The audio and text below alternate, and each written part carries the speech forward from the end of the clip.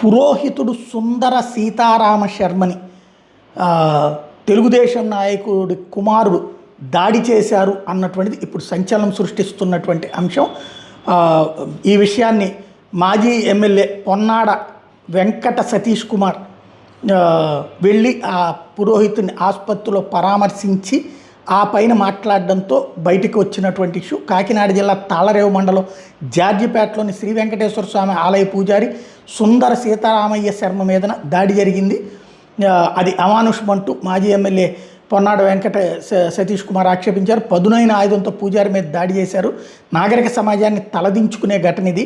పూజారి మీద దాడి చేసిన వాళ్ళని కఠినంగా శిక్షించాలని డిమాండ్ చేశారు. దాడిలో తీవ్రంగా గాయపడి కాకినాడ ఆసుపత్రిలో చికిత్స పొందుతున్నటువంటి పురోహితుడిని పరామర్శించుకొచ్చారు.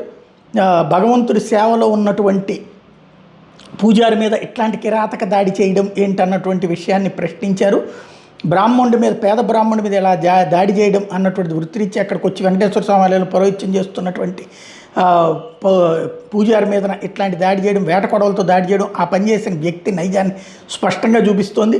దాడికి పాల్పడిన వ్యక్తి టీడీపీ చెందిన గ్రామ నాయకుడు కుమారుడు కొండమూరి శివయ్య. అతని మానసిక స్థితి సరిగ్గా లేదని చెప్పి తప్పించే ప్రయత్నాలు జరుగుతున్నాయి. ఇట్లాంటి నేరాలకు మానసిక పరిస్థితి పేరిట ముసుగులు వేయడం చాలా పెద్ద తప్పు. నిందితుని కఠినంగా శిక్షించాలని డిమాండ్ చేశారు. ఎట్టి పరిస్థితుల్లో ఈ విషయంలో ఉద్యమం చేయడానికి సిద్ధమని ప్రకటించారు.